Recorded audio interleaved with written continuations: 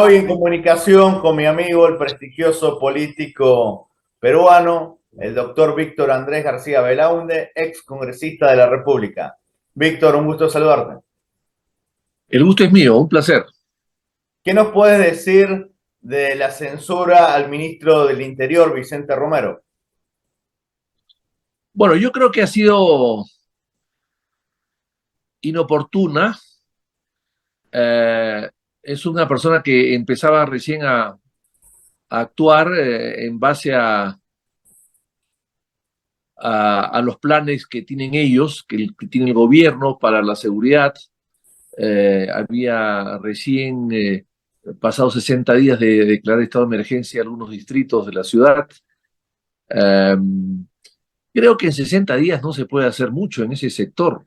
Eh, Creo que fue inoportuna, por lo menos, ¿no? Yo entiendo de que el Congreso se está tratando de lavar la cara porque ha sido socio, entre comillas, de fáctico del gobierno, le ha aceptado todo, le ha cedido todo, y entonces me parece que quieren ahora marcar un poco de la distancia con el gobierno y han buscado ¿Pero no a esta consideras que corporación. fracasó el ministro Romero en la lucha contra los delincuentes extranjeros? Habló de deportaciones masivas a los indocumentados y no pasó absolutamente nada.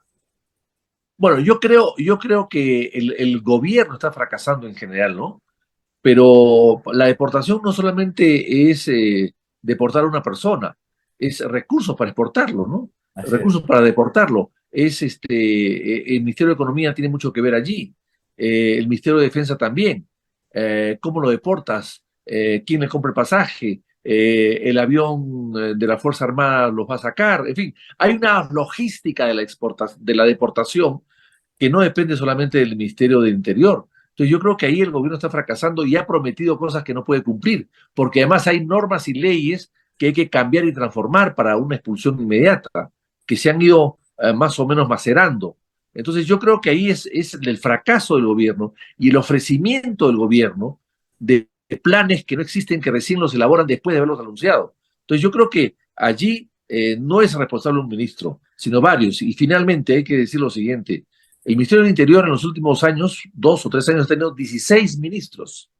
16 ministros. Con esa cantidad de ministros no hay política que se pueda implementar en un sector ¿Cuál debería ser del el Perú. perfil indicado para ser ministro del Interior del Perú? ¿Tendría que ser un policía, un militar, un civil?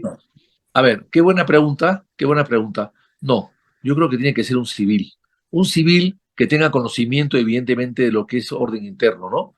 Pero un policía no puede ser ministro de un sector de la policía, O pues, sea, un porque hay civil que muchos, sepa de leyes, un abogado un específicamente. civil que sepa de leyes y un civil que sepa de la organización interna de la policía y el manejo un poco de la seguridad del país, del orden interno.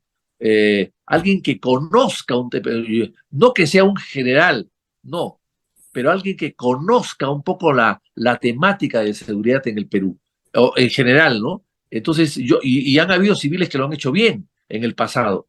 El policía no puede ser ministro de los policías, porque hay muchos intereses creados, El hay espíritu del promociones, cuerpo. hay promociones, hay compañeros, hay colegas del trabajo, o sea, al final no pueden imponerse necesariamente porque siempre se encuentra con colegas que no puede sacar o que no puede sancionar. Tú que eres muy experimentado en la política y tienes muy buena imagen a nivel nacional e internacional, ya que visitas varios países de nuestra América, incluso tienes un acercamiento al Reino de España. Si la presidente Boluarte te convoca para algún cargo, ¿estarías dispuesto a aceptar? Recordemos que Boluarte tuvo la grandeza de convocar a un gran aprista, un gran abogado, que es el doctor Víctor García Toma, que está haciendo un gran labor en la ONU. En este caso, ¿tú estarías dispuesto a ser parte de este gobierno? Mire, ya me lo han insinuado en varias ocasiones.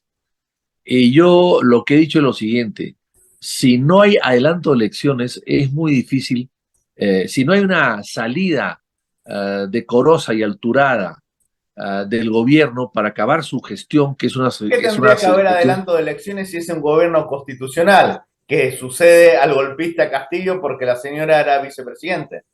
¿Por qué razón Sí, tendría que haber un adelanto de elecciones? por cuestiones políticas, porque los constituyentes que crearon esta constitución y las anteriores, porque finalmente lo que se dice aquí se dijo en otras, no es una novedad, nunca creyeron y pensaron que un gobierno transitorio de un vicepresidente puede durar más que el gobierno del titular que fue elegido por el pueblo. Ese es el gran error. En el siglo XIX, algunas constituciones obligaban al vicepresidente a convocar elecciones rápidamente. Aquí no, aquí se completa el pedido, creo que es un error.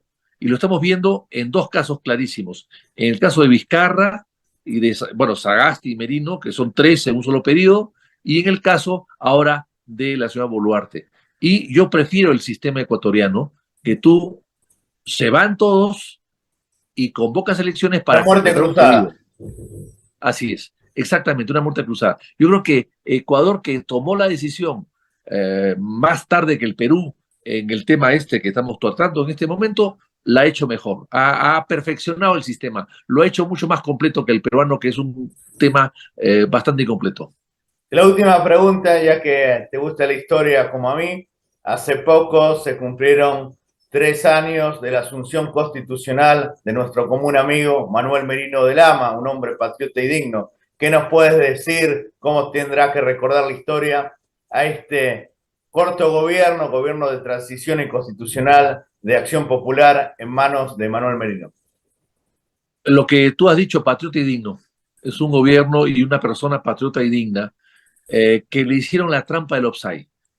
Es decir, lo dejaron llegar al poder por circunstancias que ya todos conocemos, y una vez en el poder le crearon un vacío, ¿no? Lo pusieron, se adelantaron todos y lo dejaron en una posición eh, antirreglamentaria, digamos. Lo Incluso los dejaron mismos miembros de Acción Popular. No es tu caso ni el caso al, de Burga, que son gente al, respetable y patriota, pero bueno, muchos sinvergüenzas en Acción Popular y lo sigue habiendo. bueno, lamentablemente el partido, hubieron algunos partidos también voces críticas a la actitud de Merino, que a mí me parece que fue totalmente infraterno. Pero en todo caso, yo he estado en esos días cerca a Merino y puedo certificar que en Palacio de Gobierno todo estaba cerrado y nadie tenía las llaves de ninguna habitación.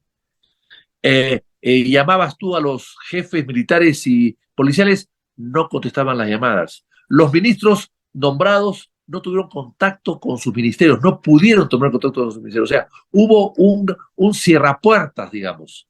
Entonces, al final Merino se quedó solo. Y finalmente, la opinión pública, la prensa, las fuerzas vivas del país y el propio Congreso que lo había elegido, empezó a dar marcha atrás y decir que lo iban a censurar. Entonces lo dejaron solo.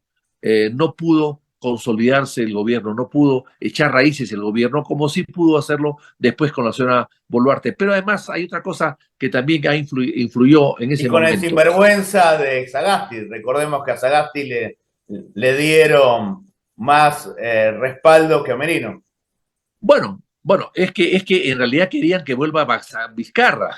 Entonces, Sagasti rompió el esquema de los vizcarristas que querían que vuelva él.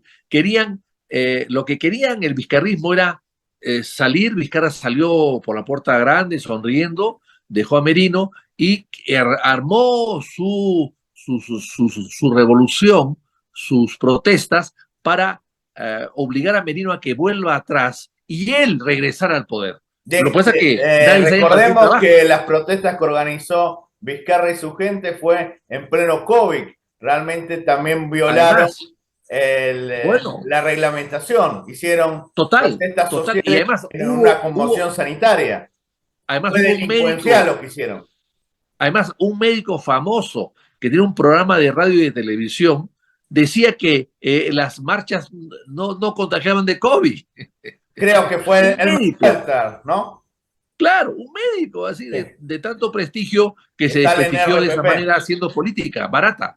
Así es. Entonces, yo creo que aquí le hicieron una trampa a Merino, lo dejaron solo y para volver Vizcarra, pero no pudo volver, porque nadie sabe para quién trabaja finalmente. En política, lo que tú haces creyendo que va a dar los resultados que tú quieres, siempre, casi siempre, esos resultados que tú buscas y quieres no son iguales, son diferentes. Y eso es lo que pasó con Merino, ¿no?